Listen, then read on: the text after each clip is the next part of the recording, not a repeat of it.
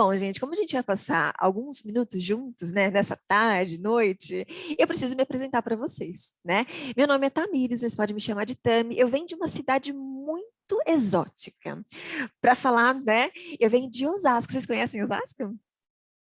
Ah, não acredito, vocês conhecem Osasco, a cidade do hot dog? Vocês sabiam que são vendidos mais de 40 mil hot dogs por dia? É verdade, eu não estou mentindo, gente.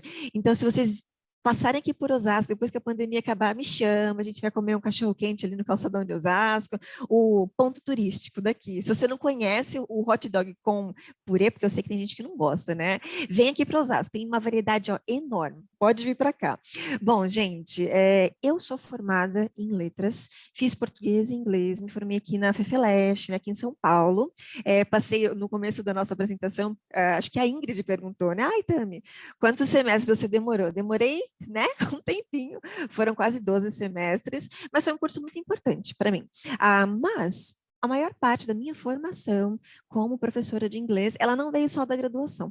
Quando eu terminei a minha graduação, na verdade, durante a minha graduação, eu fiz duas escolhas, né? Eu resolvi escolher trabalhar para institutos de idioma. Eu tenho pouca experiência em escolas regulares, então a maior parte da minha formação como profissional veio de institutos de idioma, como escolas de inglês, né? Por exemplo, cultura inglesa, CEULEP, IASG. Outra decisão que eu tomei, eu não quis ir para o meio acadêmico, então eu resolvi focar na minha especialização como professora de inglês como uma língua estrangeira. Então, as certificações que eu tenho hoje em dia, elas são certificações de língua e certificações de dar aulas. Então, por exemplo, eu tenho uma certificação que chama CELTA, se eu quiser dar aulas fora do Brasil, eu consigo também. Então, foi esse caminho que eu tomei, né? Eu não empreendi do dia 1 na minha profissão. Trabalhei para essas escolas e em 2018 eu estou somente com aulas online. Então, eu dou aulas online desde 2016, mas exclusivamente online desde 2018. Então, faz tempo que eu não tenho nenhum aluno presencial, né? Pessoal, vou falar um pouquinho para vocês sobre o nosso tema e trazer alguns dados, né, que eles chocam a gente um pouco, mas que eles são super importantes. Não vim aqui para trazer notícias ruins, né? Então eu queria começar contando para vocês algumas notícias boas de alunos meus, né? Pensando quando a gente procura como que a gente vai aprender inglês no Google, né? Primeira coisa, ó, aprender inglês sozinho, aprender inglês grátis, online, dormindo. Você acredita que tem esse resultado aqui dessa pesquisa? Aprender inglês dormindo? Então, esses são os resultados que são coisas que os alunos trazem para mim, né? Então, tem essa pressa de aprender o idioma e de achar, né, que a gente vai aprender em 6 meses, né, em 30 dias. Primeira coisa, pessoal, não existe ficar fluente em 6 meses. Não existe curso de inglês que vai te dar uma fluência em 30 dias, né? Então, vamos começar a desconstruir essa parte. Então, tudo que vocês verem de anúncio aí na internet falando que dá para aprender inglês em tudo em 30 dias é mentira, tá bom, pessoal?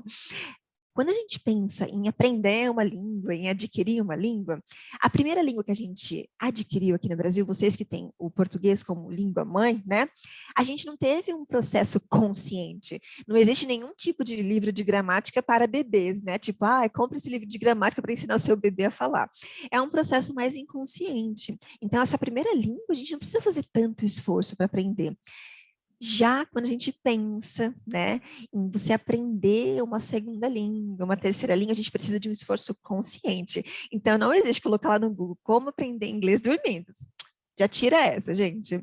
Então, como é que a gente vai fazer esse esforço consciente, né? Que tipo de proficiência eu quero ter? Por exemplo, muitas vezes quando a gente está na faculdade, a gente recebe muitas notificações de bolsas de estudo ou de programas de intercâmbio. E qual será que é o nível de inglês que eu tenho que ter para poder aplicar para essa bolsa, ou para poder aplicar para esse programa de intercâmbio, ou fazer aquela graduação sanduíche, né? Ou depois pensar no meu mestrado? A gente tem que pensar nisso. O primeiro passo seria, será que eu vou ter que fazer um plano a curto prazo, médio prazo, longo prazo? Onde é que está o meu inglês? Pensando um pouquinho aqui, no nível de inglês do brasileiro, não é muito bom, tá, pessoal? A gente vê que tem muitas notícias que saem falando que o nível de proficiência do brasileiro, ele é muito baixo. Aqui, a gente vê que essa notícia ela é de 2019, né? Foi uma das mais recentes que eu acabei pegando pra gente, falando aqui que somente 1 1% realmente fala. Quando eles falam assim, olha, 1% dos brasileiros realmente fala inglês, é que eles entrevistaram várias pessoas, viram números de aprovação em exames de proficiência. 1% é muito pouco, gente. Tem algumas pesquisas que falam que 3% da população do Brasil se considera fluente.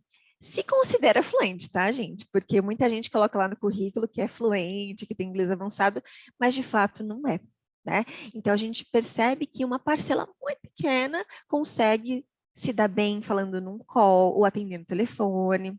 E como é que a gente pode melhorar isso, né? Aqui, na nossa rotina, a gente vai ter que implementar algumas coisas e entender onde que você está. Lembra que eu falei que é o primeiro passo, né, é entender onde que você está? Quando a gente pensa em aprender qualquer língua, a gente tem que entender quais que são, né, os níveis dessa língua. No inglês, a gente tem esses 6 níveis de proficiência, né? O primeiro, os básicos, né? Eles são o A1 e o A2. Eles significam que são níveis de operação da língua mais básicos. Então, o que que você consegue fazer já nesses níveis A1 e A2? Pedir comida, né? Sobrevivência, pessoal, principalmente nesse nível A1. E como é que eu descubro que nível que eu tô? Tem vários sites, eu preparei alguns links para vocês acessarem. Depois que a apresentação acabar, eu consigo passar para vocês toda essa apresentação.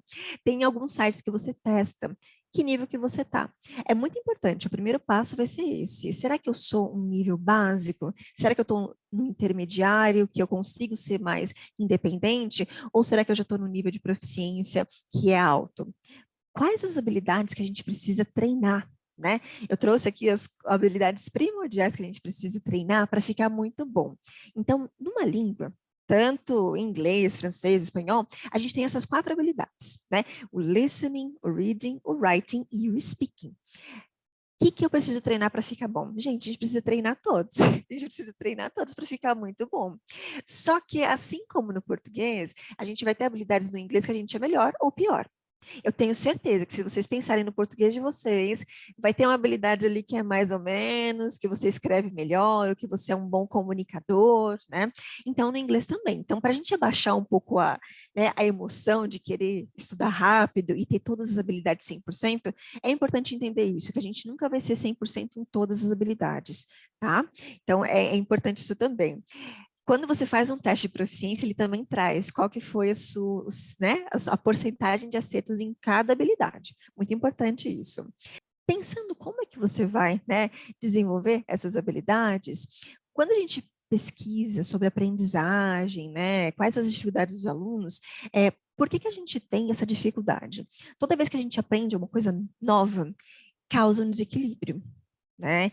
A gente precisa ter essa acomodação e essa assimilação desse conhecimento. Vocês viram que eu coloquei uma bailarina aqui, né?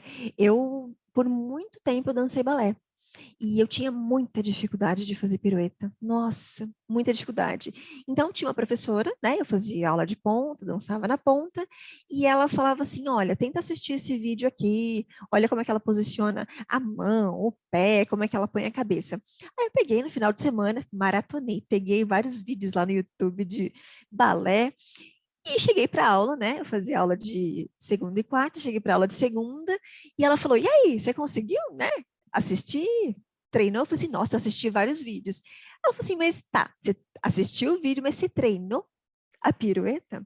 Então, a parte física eu não tinha feito, né? Por isso que a gente fala, eu tenho muito mais facilidade de ouvir e de ler, porque é uma parte receptiva, né? É muito importante que você, além de colocar momentos na sua rotina de ouvir e de ler, para tentar fazer esses movimentos. Quando a gente pensa no speaking, o speaking é uma habilidade difícil de você desenvolver, porque ela envolve músculo. Então, é que nem para academia, né? Você vai desenvolvendo aquela articulação. Depois que a gente pensa, né, que estilo de aprendizagem que eu vou tomar para a minha vida, é importante a gente pensar quais que serão as ferramentas para trabalhar com todas essas habilidades, né? Eu trouxe aqui 3 sugestões para vocês melhorarem o inglês de vocês.